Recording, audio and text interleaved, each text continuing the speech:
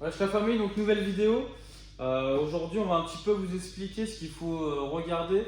Et entre autres, ce à quoi il faut faire attention quand on achète une moto. Donc, on va un petit peu vous faire le tour. Donc, il faut savoir déjà, les gars, quand on achète une moto, prenez beaucoup votre temps.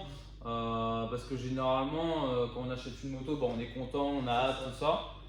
Donc la vente elle est un petit peu précipitée, mais justement au contraire prenez votre temps, prenez quelqu'un avec vous qui s'y connaît. Donc moi je sais que je m'y connais un petit peu moins que mon pote, du coup la bavette lui il sait vérifier un petit peu tous les bons points. Donc voilà, on va vous présenter un petit peu ce qu'il faut faire attention pour éviter justement de vous faire avoir ou justement de... Ouais c'est ça, pour avoir surprise. C'est ça. Et puis comment on peut voir si une moto elle est bien entretenue ou pas. Donc la bavette, le premier point, selon toi, quand on arrive sur une vente. Déjà, le plus simple à l'œil, c'est tout ce qui est déjà partie cycle. Ouais, partie cycle. Joint de fourche, les roues, donc tout ce qui est plaquettes, disques. Ok. Tes rayons aussi, tes rayons, ton kitchen. Donc là, les rayons, par exemple, comment tu peux voir s'ils pourraient être bons ou pas? Voilà, c'est déjà premièrement à l'œil et au toucher. Comme ça, voir en fait, mettre un petit peu de force entre les rayons. Ouais. Au moins, tu vois si c'est bien serré, quoi. Parce qu'une roue, des rayons desserrés, ça peut durer longtemps l'histoire. Donc il y aura du jeu, tu penses s'il y a un rayon qui est pas bon, il y aura du jeu forcément. Bah, qui est pas bon. Après, il faut aussi y avoir un qui est cassé. Ouais. Qui est cassé ou qui est carrément desserré. Donc ça, c'est pas bon. Donc faut toujours vérifier. Après, voilà, logiquement, une bécane retenue, logiquement, t'auras pas de problème là. Ok. Mais ça peut arriver. Après, tant qu'on est ici, on peut aussi regarder du coup tes roulements de roue arrière. Ouais. Donc c'est comme la roue avant. Donc tu prends ta roue. Tu regardes comme ça grossièrement s'il n'y a pas de jeu. Donc là, on voit qu'il n'y a pas de jeu. Ok. Mais justement, nous, ce qu'on n'a pas vu à l'achat du véhicule, c'est les roulements de bras oscillants. Bras oscillants. Ça, c'est des choses qu'on fait pas forcément attention et qu'on peut pas beaucoup voir. Donc là, c'est où qu'on voit les roulements. Le mieux, c'est donc ils mettent leurs doigts donc entre ton cadre et ton bras oscillant. Ok. Et en fait, quand tu as bougé ton bras oscillant, tu sens que ça bouge un petit peu. Ok, donc, tu vas avoir du jeu. Si tu filmes peut-être bien près, tu vas peut-être voir un petit peu une déformation. Donc là, les gars, c'est entre. Vous mettez votre doigt là et là, ça. vous voyez en gros qu'il y a un petit jeu. C'est ça. Donc après, voilà, après ça, c'est les roulements changés. Donc ça, en fait, l'idéal, ça serait de venir avec un lève-moto quoi, directement ça, pour regarder. Ok, ça marche. Après, aussi, tu as aussi tes roulements ici, là, de violette. Ouais. Donc ça, pareil, il faut voir si c'est pas de jeu. Après, bon, là, c'est pareil, tu laisses ton bras oscillant et tu regardes. Là, en l'occurrence, on voit qu'ils ont été fait récents parce qu'on voit qu'il y a de la graisse. Ouais. Donc c'est assez récent. Ça, le graissage, c'est à vérifier aussi beaucoup ça, sur la moto, un petit peu sur tous les points importants. Chaîne aussi, pareil, une chaîne bien graissée. Bon, là, en l'occurrence, elle est pas graissée, mais pareil, ton kitchen. Tu regardes en fait s'il est pas trop pointu. Donc là, on voit qu'il est un petit peu usé, mais bon, il fait le taf. Mais donc s'il part en dents de requin sur le côté, c'est mort. Okay. S'il est comme ça pointu, bon là le mieux serait de le faire. Mais bon, comme nous on n'est pas des crossman, sur la route c'est bien. Et pareil, ça faut toujours changer le complet. Donc pignon, chaîne, couronne. Tout en même temps. Ouais. C'est ça. Parce que si tu fais qu'une couronne, la chaîne elle va plus durer longtemps et pignon pareil. C'est vraiment un complet qu'il faut faire à chaque fois. Ok, ça marche. Après niveau consommable. Bah voilà, après joint speed fourche. Voilà, c'est un pneu déjà. Spi aussi, ouais. Donc tu passes ta main comme ça vraiment sur ton tube.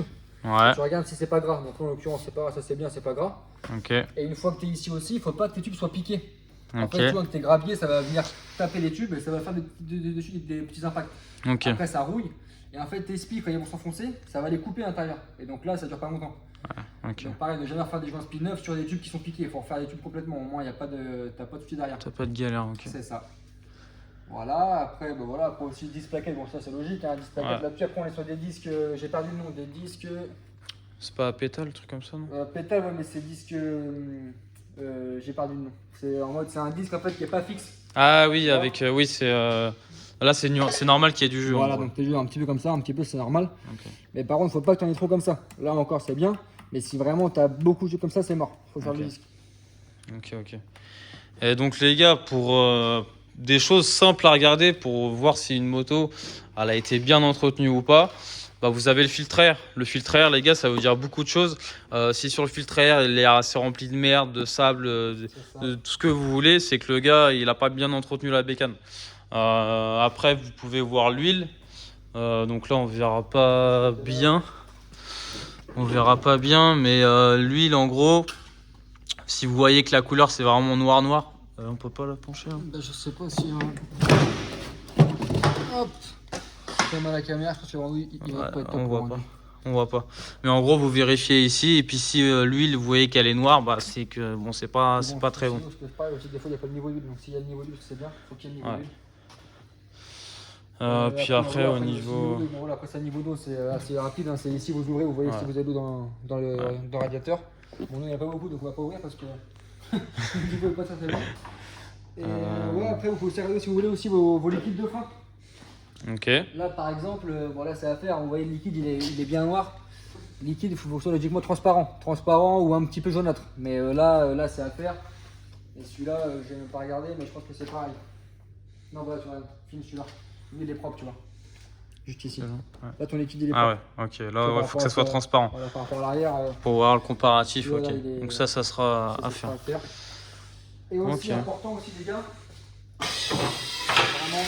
Ah ouais. Là, ça, c'est du matériel de professionnel, mon copain. Important aussi les gars, c'est ça. Donc là en fait, c'est peut-être mieux, ouvert. T'as ici le bouchon d'étanche qui est ici là. Lui en fait souvent, quand ça va être serré, desserré, en fait le carter il va venir fissurer juste ici là. Et donc là du coup voilà, après ça va se monter et après il faut faire un carter directement, carter moteur complet. Ouais, parce que les gens généralement ils serrent ça comme, ça, voilà, ils serrent comme des bœufs. Et voilà. Ok. Donc mais ça, ouais, faut regardez faire aussi attention. si le carter il est pas fissuré en dessous, les gars, c'est important. C'est ça. Donc là, on peut voir que le moteur en vrai il est bien propre quand même. Donc Moi, ok. Ok, ça marche. Je dis avec ça, vous savez un petit peu si la moto est bien ou pas. Voilà, après aussi voilà, après tout ce qui est visserie, voir si c'est d'origine. Par exemple, là, on voit que la vis de purge d'eau, elle est pas d'origine. Ouais. Bon, c'est pas un truc qui est gênant en soi. Mais ça veut dire aussi parfois. On voit aussi si la bécane a beaucoup été touchée ou pas, quoi. C'est ça. Ok, ça marche. Ça en est pas mal. Bon bah voilà les gars, on vous a un petit peu fait le tour de la moto. Maintenant vous avez une idée de ce qu'il faut voir et de ce qui est important à regarder quand vous achetez une moto. Donc comme on vous a dit, forcément prenez votre temps. Et puis voilà. Donc on se retrouve pour une prochaine vidéo les gars. La prochaine ça va être démontage du haut moteur.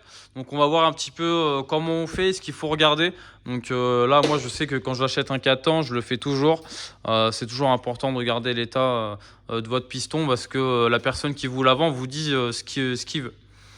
Voilà donc la famille. Ouais. Aussi pareil, quand vous achetez comme ça une moto ou un moteur ou une moto comme ça, surtout des bien aux mecs de pas vidanger la moto, pas la vidanger. Mhm. En fait, si vidange la moto, vous voyez que lui elle est propre, ça c'est super, tout va bien. Mais sauf qu'en fait, s'il faut le mec, il a peut-être cassé la moto a des problèmes. Et donc du coup, vous verrez pas s'il y a des copeaux ou des petits résidus de ferraille. Donc ça, bien faire attention à ça. Et pas vidanger, et plutôt faites-vous-le tout seul ou avec quelqu'un qui connaît ou au garage. Au moins lui, vraiment, il vous dira si la moto a des soucis ou pas. Donc ça, c'est important aussi les gars de le faire. Vous avez un petit peu tous les détails. On se retrouve pour une prochaine vidéo. Et puis bon ride à vous.